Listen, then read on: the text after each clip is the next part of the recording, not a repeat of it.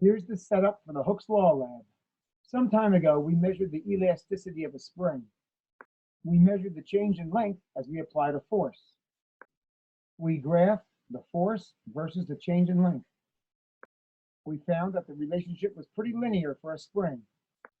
The line went through the origin because if we didn't apply a force, there'd be no change in length. We found the slope to be the force over the change in length. We called this slope K, the spring constant. It tells us how stiff the spring is.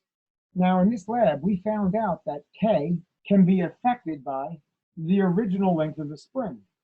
If we put two springs together, we're going to get a lower K. It's more stretchy because each spring stretches a little bit and contributes to more stretch for the same weight. In this lab, we would like to generalize things and take that into account.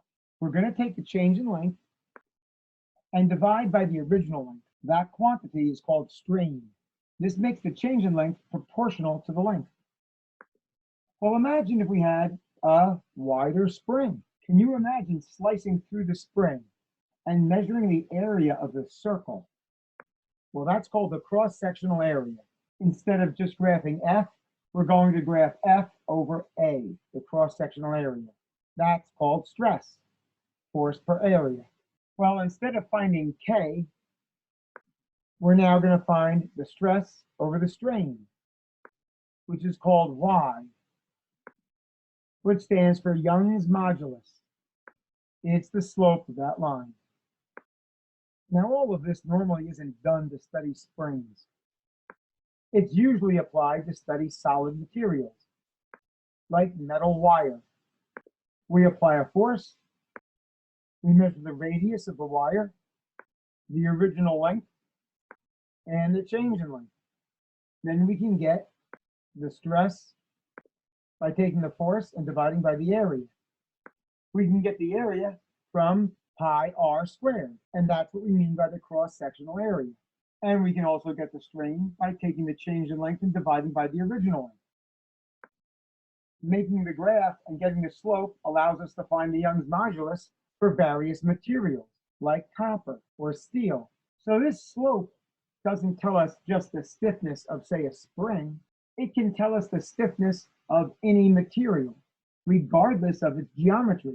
We're taking into account the length and the cross-sectional area. Obviously, something wider or thicker is going to be stiffer. But we don't want to know how stiff it is due to the geometry. We want to know how stiff it is due to the nature of these materials. So that's why we take the area and the original length into account. Now, can you imagine how hard it would be to stretch steel wire or copper wire? We're not going to do that. You can't do that at home. So we're going to fake it. Instead of using copper wire or steel, we're going to use a spring and pretend it's a wire. Now, it would be nice if everybody had a nice big thick spring, easy to stretch, but you have these little guys. So you've got these smaller, stiffer springs. If you string 4 of them together, they'll be flexible enough so you can get easier readings. You can measure the original length from the top of the spring, not including this loop, to the bottom of this spring, again, not including the bottom loop. Don't worry about the middle loops. All of this would be the original length. And then you keep measuring the length as it gets longer and longer, and you make sure that you graph the change in length over the original length. And what about the force? You can put a water bottle on here, and then you can keep adding water and get more stretch and stretch. Well, you can weigh the water bottle on your scale, so you'll have the force.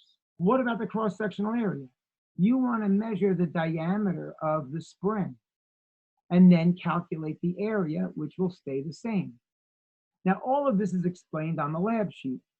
Hopefully, when we get all the data, we'll be able to make some inferences about the stretching of a spring and imagining that each coil are like the atoms that hold the wire together. In part 2, you can do the same thing with a rubber band. You can measure the original length of the rubber band, get the stretch. You can get the cross-sectional area by measuring the width and the thickness of the rubber band. It would be the total thickness of both strands put together. Like I said, it's all in the handout. Get started on that lab.